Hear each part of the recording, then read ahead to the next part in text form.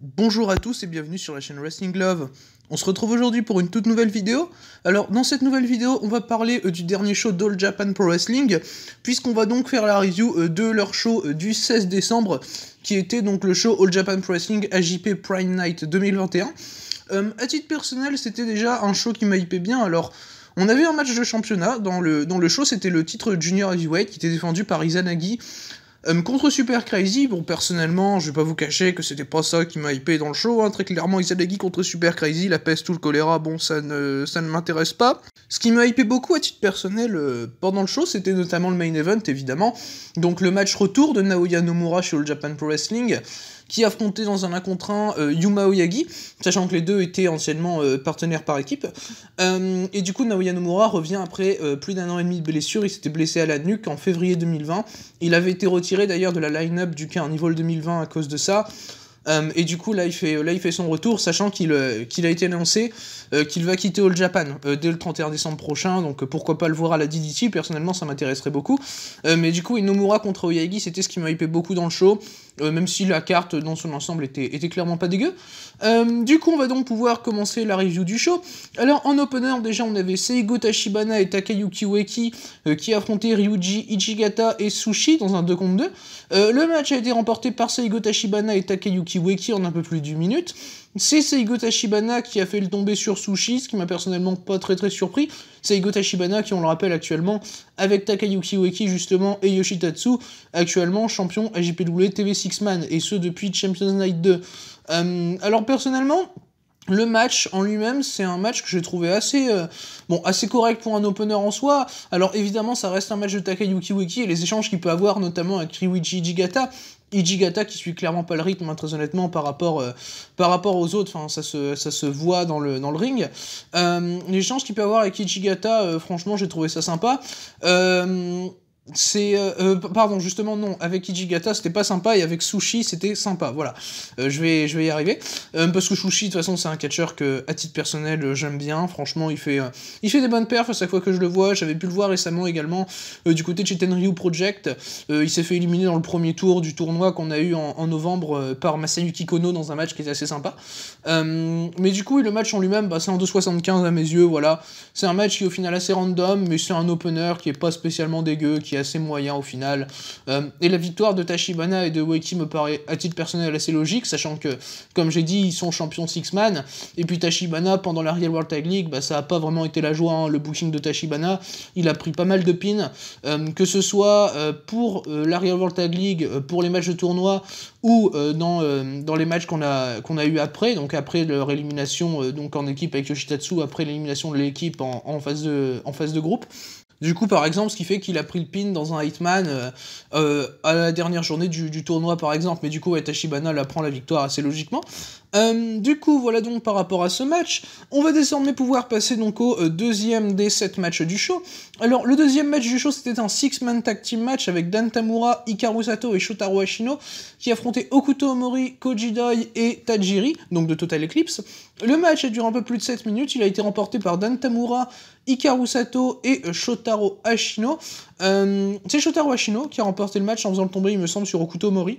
Le match, personnellement, pour du 7 minutes, j'ai trouvé ça assez sympa.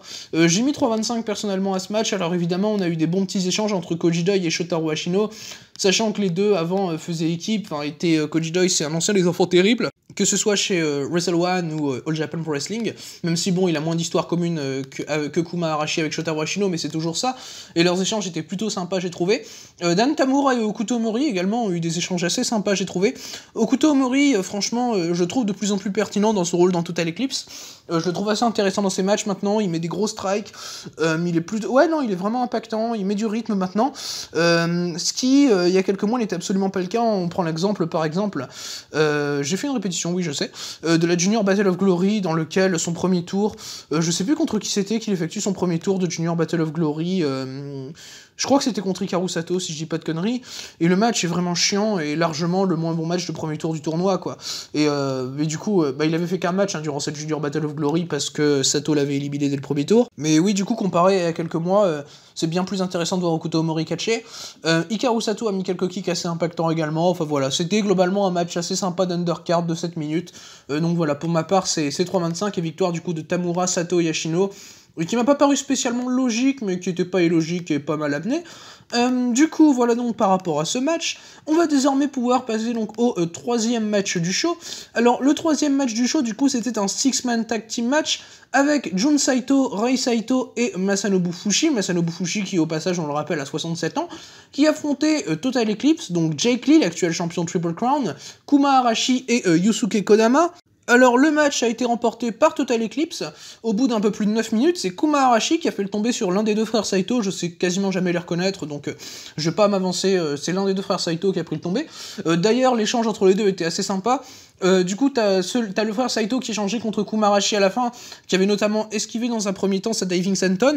Au final, il a fini par se la pendre et perdre à cause de ça.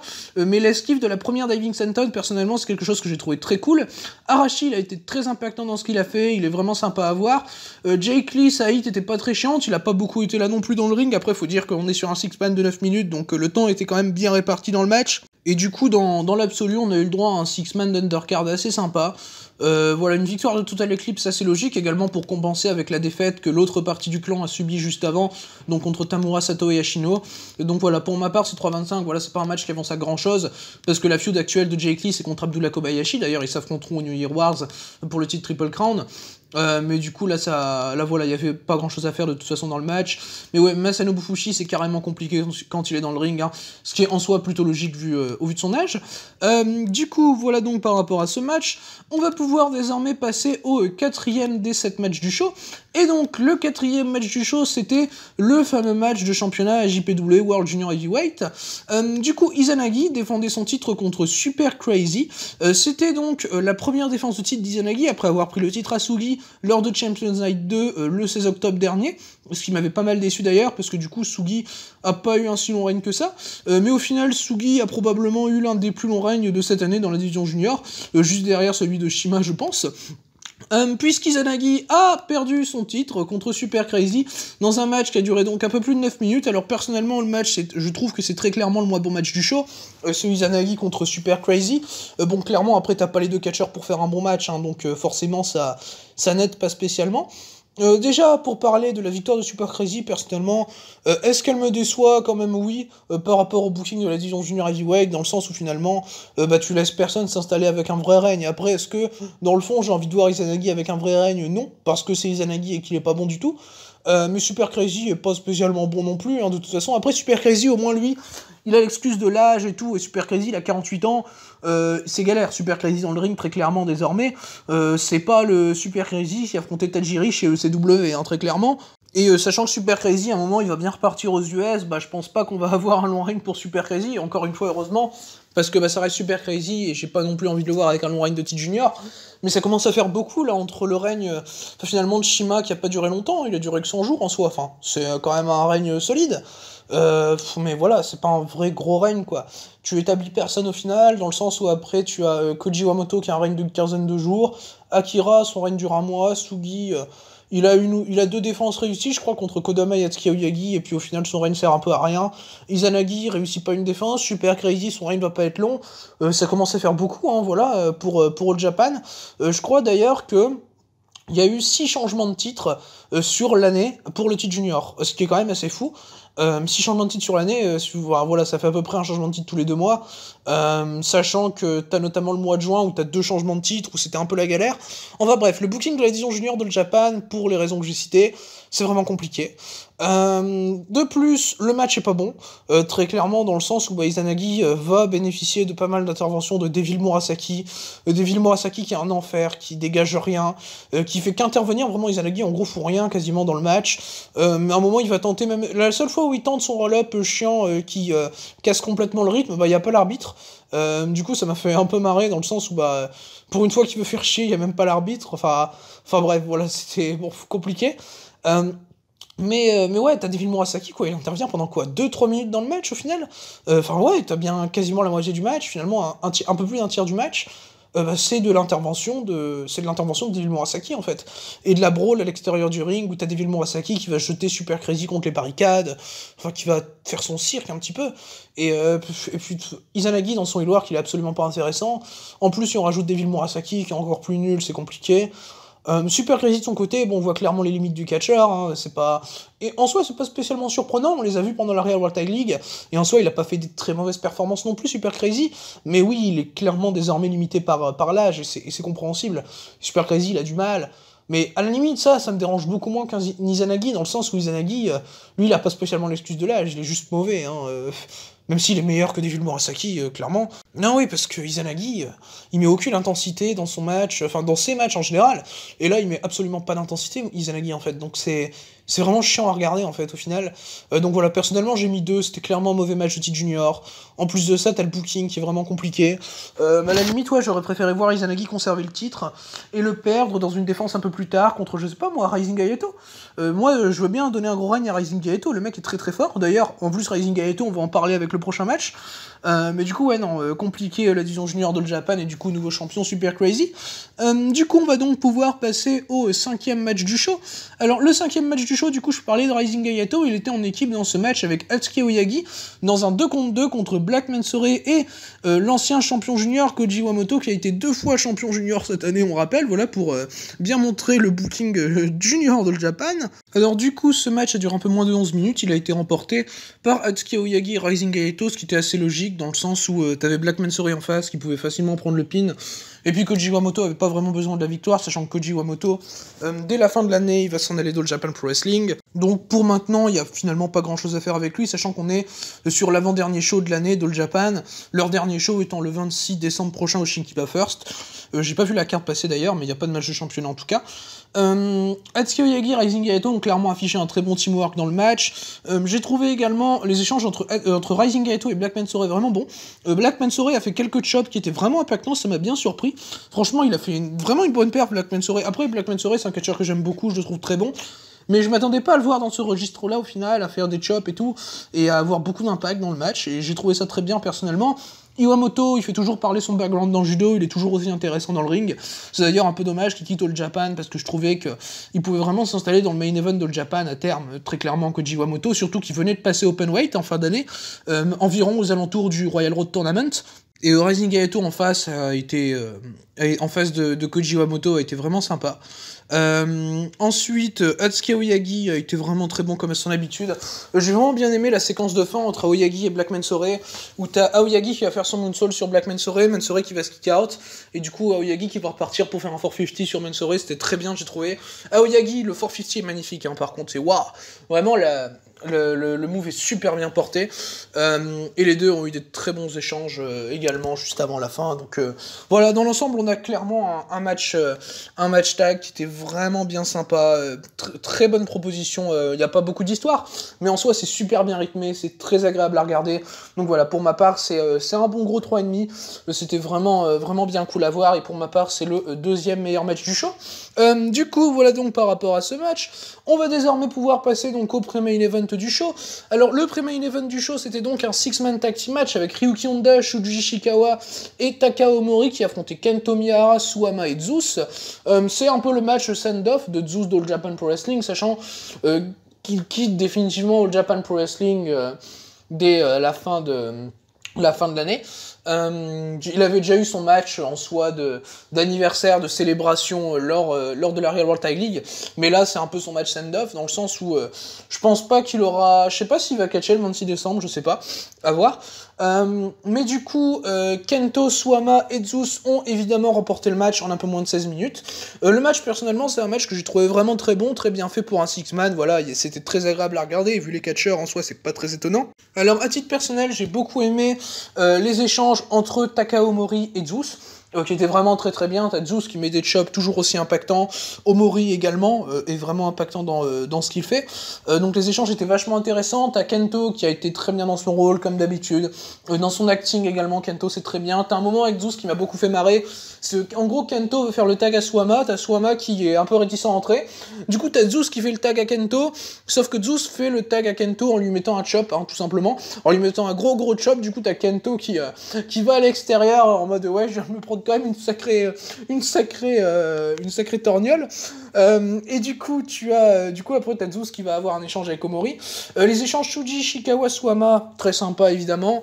Les deux mecs mettent quand même, tu as des bons contres hein, quand même évidemment. De toute façon les deux mecs étaient en équipe avant, ils faisaient partie des Violent, enfin c'était les Violent Giants au final, et du coup ouais non franchement les échanges entre les deux étaient très sympas, qui me rappellent d'ailleurs à quel point le Suwama Ishikawa de cette année est l'un des meilleurs matchs de l'année au passage, c'était souvenez-vous lors du Champion Carnival, et du coup non ouais franchement tous les échanges qu'on a pu avoir, de toute façon toute la proposition du match dans son intégralité était vraiment très bonne. Le seul défaut du match je dirais c'est qu'il était peut-être un peu trop long, au final 16 minutes, je sais pas si le match en avait vraiment besoin, mais ça restait vraiment très bien, et victoire donc logique de Kento Miyahara, Suwama et Zeus, avec Zeus qui a fait le tomber sur Ryuki Honda avec son Jackhammer. Du coup, voilà donc par rapport à ce match, auquel j'ai mis du coup la note de 3,5. On va pouvoir désormais donc passer au main event de ce show. Alors le main event de ce Korakuen Hall All Japan Pro Wrestling, c'était le fameux singles match qui opposait Yuma Aoyagi au revenant Naoya Nomura. J'ai expliqué un peu le contexte en début de vidéo. Nomura et Aoyagi sont anciens partenaires d'équipe. Nomura fait son match de retour chez All Japan après 1 an et demi d'absence et une blessure à la nuque. Sachant que Nomura, au passage... avait un gros push, hein, très clairement, il était en train d'avoir son gros push. Au moment de sa blessure, Naoya Nomura, il avait déjà eu chance au titre Triple Crown de Kento Miyahara, par exemple. Enfin, je veux dire, voilà, clairement, Naoya Nomura, il était en train de devenir une grosse star de Japan Pro Wrestling, et pendant justement son absence, bah finalement c'est Yuma Aoyagi qui a un peu pris ce push-là, qui a profité de sa relation avec Kento Miyahara pour avoir justement ce push, il a eu une chance au titre de Kento, et finalement Yuma, ça a été un peu, t'as eu un peu cette histoire avec le Yuma ne peut jamais battre Kento, et Yuma pousse de plus en plus Kento dans leurs affrontements, et on peut le voir notamment dans la progression dans la progression qu'il y a par exemple entre le match du Champion Carnival et leur confrontation lors du Tomoe Battle to Champions Night, et même si tu fais un parallèle entre ces matchs-là et le match du Carnival de l'année dernière, ça n'a rien à voir, enfin, t'as Aoyagi qui a eu clairement son gros push, qui a eu une chance au titre Triple Crown de Suwama également, et qui a franchement fait un très bon run dans le Champion Carnival cette année. Et donc du coup voilà pour l'explication par rapport au push de Yuma, par rapport justement au push du Naoya, qu'en gros Yuma a un peu piqué dans l'histoire. Naoya il va commencer direct, il va vraiment pas hésiter, le mec serre même pas la main à Yuma, enfin je veux dire ça va pas en mode je te mets une German dès le premier move, mais je veux dire le mec serre pas la main à Yuma, il y va, il est sérieux, il veut finalement prouver quelque chose à Yuma, et finalement il veut prouver qu'il est plus méritant que lui de ce push. J'ai l'impression que dans l'histoire c'est raconté comme ça au final, et j'ai trouvé ça vraiment très intéressant de pas partir sur un copain, je te retrouve, je te serre la main, respect, directement. Moi j'ai trouvé ça vraiment intéressant de partir comme ça au final. C'était pas la proposition à laquelle je m'attendais, mais c'était au final une proposition hyper intéressante de la part de Japan Pro Wrestling dans le booking. Du coup Yuma et Naoya vont évidemment se mettre une flopée de contre sur les gros moves, dans le sens où les deux se connaissent vraiment par cœur. Et d'ailleurs, tu as également des spots qui m'ont vraiment fait tilter, dans le sens où par exemple, tu as Yuma Aoyagi et Naoya qui se battent sur le tablier, et d'un seul coup t'as Naoya qui part en neckbreaker sur le tablier, et j'ai trouvé ça génial dans le sens où Naoya s'est blessé à la nuque en fait, et du coup Yuma joue sur ça pour l'attaquer. Du coup Yuma en fait dans le match est montré comme vraiment vicieux, pareil pour placer sa soumission, Yuma a été très intelligent, et puis sa soumission elle passe finalement plus facilement que les autres gros moves, dans le sens où Yuma, sa soumission, il a été développée pendant que Naoya était parti, donc Naoya a pas vraiment pu l'expérimenter en soi. Et du coup, tout ce qui tournait autour de la soumission de Yuma, j'ai vraiment bien aimé à titre personnel. T'as Naoya qui va avoir des retours vraiment super. À un moment, il va placer un spear magnifique sur Yuma, et un peu plus tard dans le match, Naoya fait semblant de partir en spear, mais en fait, c'est un mouvement pour un spear pour partir sur un flash pinball. J'ai vraiment bien aimé, dans le sens où Yuma s'attend à prendre un spear normal, et finalement ça débouche sur un flash pinfall, et Naoya est hyper intelligent sur le coup.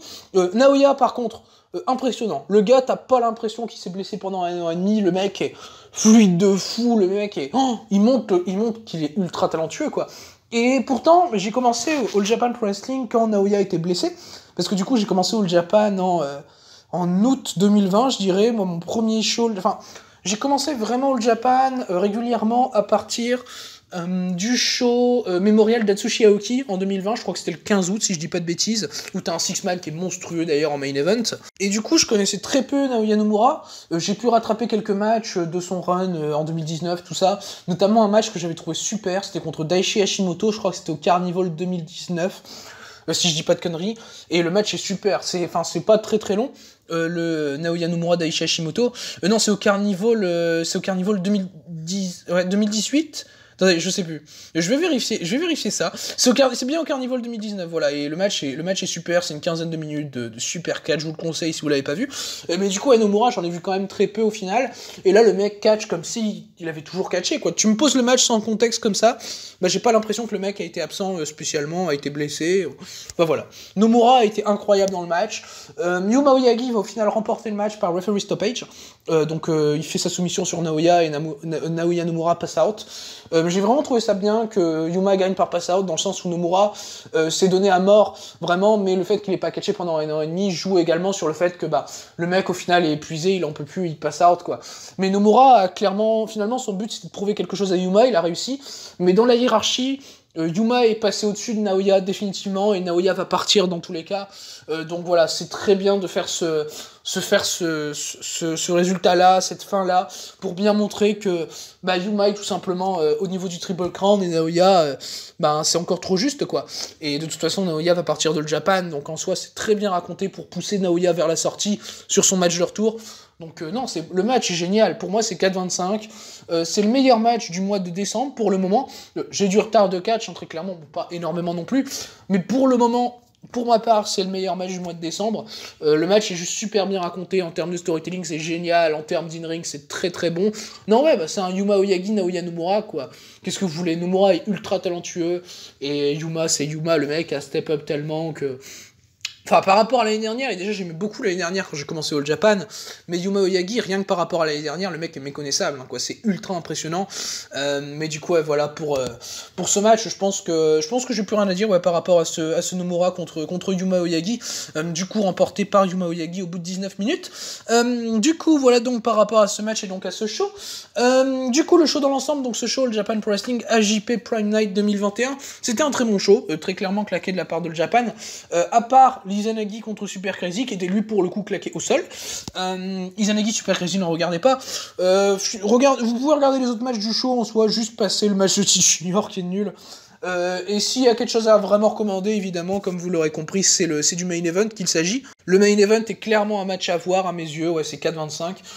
Et les deux matchs avant également sont très bons, hein. Donc voilà, ne vous privez pas spécialement d'échanges entre Zeus et Takaomori, parce que c'est très très bien. Du coup, voilà donc par rapport à ce show, et donc à cette review du dernier Korakuen Hall d'All Japan Pro Wrestling de l'année.